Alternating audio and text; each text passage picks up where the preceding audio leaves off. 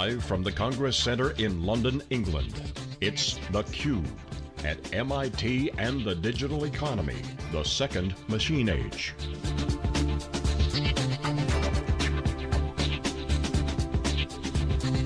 Brought to you by headline sponsor MIT.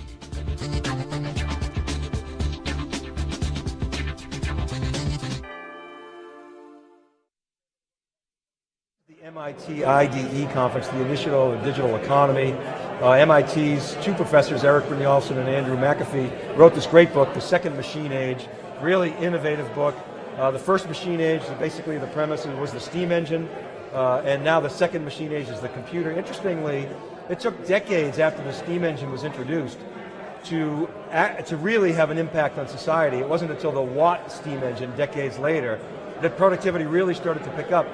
And with computing, we have now entered, according to the authors, the second machine age, and the second half of the chessboard. Google, second half of the chessboard, Ray Kurzweil, and they talk about the power of exponents, of exponential growth. And that's really what we've been talking about all day. We've been talking about the impact on jobs, how machines have always replaced jobs, but now they're replacing not only manual labor, but they're replacing cognitive tasks. So, I'm here with Stu Miniman. We're also happy to welcome Steve Chambers, Stevie_Chambers on Twitter. Gentlemen, good day. Steve, what's your take? You were watching all along, you were watching the crowd, firing questions in from the crowd chat. What'd you make? Well, today has just blown my mind. It's absolutely blown my mind. I mean, the four main themes, which were incredibly well presented. I mean, these guys clearly know their stuff. You know, you hear about all the deep research they do and you think, oh, it's going to be quite dry. Oh my God, they're really engaging. And they came out with slides and charts and messages that just kind of made sense of everything you see, right? Why Apple are doing so well, why some companies are struggling. We went through pricing, went through automation. I mean, it was so much to take in one day. I'm just really glad I was here. You're a technology guy by background. You're in the UK. You've seen the gap between technology adoption in the United States, what happens in Silicon Valley versus sort of rest of the world. What's your take on the situation in Europe generally, the UK specifically, in terms of technology adoption and their ability to capitalize on the second machine age? Yeah, and I think what I was thinking before I came here today, it also came out in a bunch of questions, both on the crowd chat, which was great, and from the room. You know, people are they're excited by this second, generation, but they're also worried about their jobs, they're worried about being left behind, they're worried about the whole market changing. There were some great charts today showing how, I think it was income was splitting away from gross domestic product. You know, and you see they just did such a great job of visualizing what's happening today and where things are going. Although they're also very honest and they said, we don't know where it's going to be in a few years either, right? You know, that's the thing. And we heard several questions from the floor today saying, you know, what about the people that were kind of antagonizing Google about the buses and things like that? You know, these people felt, and I think the word was disenfranchised. You know, so people are clearly feeling as threatened as excited by what these guys were talking about today. So I should have done a proper introduction. I'm sorry. Steve is our newest cloud analyst. He's based in the UK with Wikibon. I'm really excited to have you on board. Thank you. You know, Stu, another fundamental premise was historically, if productivity increases, median income increases. That's not been happening in the last several years. Certainly subsequent to the Great Recession, we've seen a bounce back, a dramatic bounce back in productivity, but not in median income. Since 1999, median income in the United States has dropped from 54,000 to 50,000. Quite stark. What was your take on that information and just the day in general? Yeah, so first on the day in general, Dave, I had kind of high expectations coming in and they were met. We were talking, as technologists, we kind of say understanding technology and being an enthusiast for it means that you're optimistic about the future and what this could bring. That being said, I've got kids and I'm worried about jobs. From the productivity piece is the one thing that I'm a little bit, still not satisfied with the answers that I heard today. We heard that, free things in the economy aren't measured as well, and maybe we're not understanding it as much, but that being said, I think if you got the, average kind of middle class person, they're worried about their job, they have many jobs, the careers are changing so often, and that hollowing out of the middle is a little bit dangerous. That being said, I think Erik Brynjolfsson gave a great answer as to, it's not like all jobs are going to be gone in a couple of years. I do worry about, hey, all these great people that are driving Ubers today, well, is Uber just going to be a self-driving car in a few years? Because I don't know if that the whole service industry is going to go through change, but there's lots of room for people to work with people, and there should be a shift, there should be retraining, but things are changing so fast. The closing line that I heard towards the end of this summed it up so great for me. We can either protect the future from the past or the past from the future, and I always want to be optimistic for where we can go, and I think that there was a great dialogue started here today, and I want to chew on it some more. Well, Stu, I loved what you were saying to Eric and Andy about, you drive down the highway, you can always tell when somebody's texting. Yeah. They're swerving in your lane. You have to be so careful. I always tell my kids that just got their licenses, you got to be so careful. It's such a defensive driver, and you got that guy's. And sure enough, you go by and they're texting or they're hiding their phone. I think that the day will come where a self-driving car is safer than a human-powered vehicle. But so many implications of what we talked about today. Again, Sir Steve, as a technologist, the big thing is digital products are different. Right? If you eat a piece of fruit, it disappears. If you consume a digital product, it doesn't disappear. I can buy it, Stu can buy it, you can buy it, and then millions of other people can buy it. Do you think, when you talk to companies, when you talk to CIOs, IT practitioners, CTOs, are they focused on the issue of digitization? Are they intensely focused enough on digitizing their businesses? And do they understand what that takes, what organizational changes, what skill sets are required? I think it's definitely a mixed bag, right? So you'll meet, in some enterprises, they think the chief digital officer is just another name conjured up, it's another fad, it's not really real. You hear that, you see it on Twitter, you see it from some clever people as well, right, that it's just another name. But some other people are really embracing it, right? Some big companies are saying, this is where we need to move and change our model. And I thought it was really well explored when we went through the platform presentation today, and I really encourage people to look at that as well, because it told us something we all knew. You talk about Apple and the way they built their ecosystem, and it all looks kind of obvious, but it wasn't obvious a few years ago. And I thought the guys did an excellent way of taking that apart, why it happened, why it made sense. They brought in some great knowledge tips from venture capitalists who spend all day thinking about this stuff.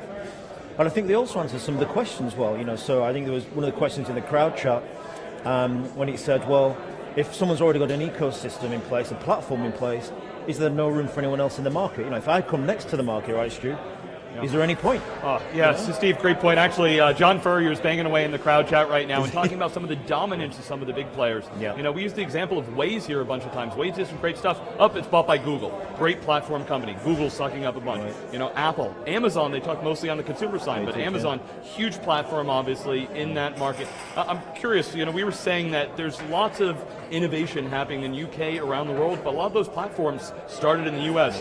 What's the viewpoint you see both from this event and just your experience on that? Is there concern about that? We have the whole Snowden effect, souring some people about cloud and US-based clouds in general, but kind of US-based platforms. Well, interestingly enough, one of the attendees today, he'd been working with MIT on the platform piece for a few years, and they were trying to apply it to their product set in Europe. And he said the strangest thing happened. They thought the best way to have a cloud product was to build their own cloud and then go to market with that. But what they found was that took quite a lot of time to do, quite a lot of money to do. So they started going to market with services that were kind of running on someone else's cloud, but they were kind of owning the billing and the contractual relationship. So from the outside, they had several cloud services while they were building that. They were using the platform play, saying it was more important to get customers using the kind of platform system, even if all the platform wasn't in place. Now, I wouldn't have thought that would have made sense a few years ago, but here's obviously a forward-thinking customer, works with MIT, and said this might work, and it has. So they've got revenue coming in, which is funding them building their new cloud platform. Who'd have thought about that a few years ago? Marshall Van Alsten gave a talk today talking about the platform. Thou shalt have a platform. And you think about it. Think about the companies that we follow. And we were talking off camera to Eric and Andy about Dell.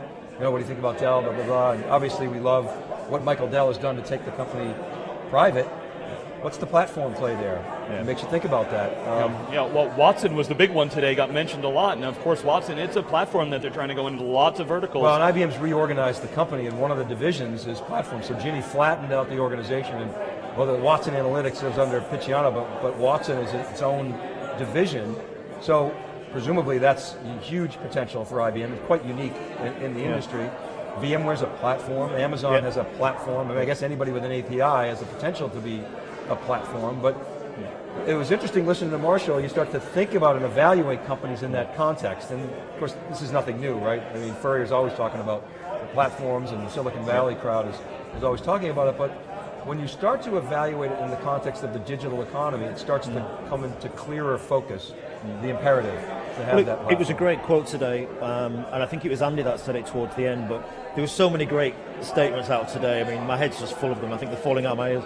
And he said, you know, if you think about your business from the perspective of the new digital economy, you start seeing all the things that just don't work in that new world. And I think there are a lot of, and I was just talking to another one of the attendees today saying, you're going to come up against people problems, right? At the end of the day, it's going to be the culture of your company. It's okay having a CDO, the Chief Digital Officer, saying, this is the brave new world, and you've got 50,000 staff. That's a people problem, right? So it's not just a product problem. So I think there's a lot of work to be done. All right, Stu, platforms, products, we'll give you the final word. What's your take on today, or anything else you want to share? Wow, I think the gentleman we had on from the BBC summed it up well. Is what we like about this audience and this discussion here is we don't have all the answers yet. What we know is it's changing really fast. As we know, oftentimes it's as long as we don't come after the computers with hammers because we can't let the Luddites win. The technology is going to move forward, and innovation is rampant. It's there's always we've reached the end of the life cycle of this technology, but there's something new. It's the combinatorial pieces that are come together. I'm excited about the opportunities. I'm concerned about things like education. If people don't understand the basics and have more building blocks, they can't build those combinations. The most read article that I ever wrote was about the Nicholas Carr book about Google, and it just it shallows their mind and makes us stupid. And an event like this where we can really dig deeper and have people that want to debate and discuss it is great. And I think Andy McAfee made a great point. He's like, people always say like, that security issue, I'm not worried about it because I understand it. And by the way, most people do too. They're not sitting there like, oh yeah, we all click the I accept button real easy, but that doesn't mean that we don't understand what happens to our information. So people do think about it more than we give them credit to. The average person, can handle it, and we think the average person has some good future, possibilities in the job market if they learn to run with the machines. I can see today's got your brain going, Stu, so we'll enjoy talking about this. So the digital imperative is alive and well. IT does matter. Speaking of Nick Carr, and I just always love to throw that in. John Furrier, love that little Andy actually did a debate once with Nick Carr, because Nick is such the pessimist on all this stuff, and Andy's just the ever optimist. But it's always good debate. All right, well, Stu, thanks very much for co-hosting. Stevie, appreciate you helping us out with the crowd chats today. Matthew, Colin, good job. Brendan, thanks for coming over. Andrew, great job. We ship all this equipment around. Our ruggedized gear working flawlessly, other than the crummy internet in London. There's not much you could do about that, but good stuff. We were able to go live all day, and that's fantastic. I really appreciate it. Bert Lattimore back home, John Furrier in the crowd chats, and the rest of the team, Kristen Nicole and her team. Really appreciate it. So this is theCUBE, everybody. We love the collaboration with MIT. We do a couple of conferences with them a year. We'll be at the Chief Data Officer Conference in July. Really appreciate MIT inviting us here and hosting theCUBE. I mean, the content is always fantastic. And thanks to you, everybody. Check out wikibon.org and premium.wikibon.com, our new site, SiliconANGLE TV, and as always, siliconangle.com. And as always, appreciate the input. Hit us up on crowdchat.net. Go to crowdchat.net/MITIDE, and you'll see the crowd chat from today and a previous one that we did. Thanks for watching, everybody. We'll see you next time.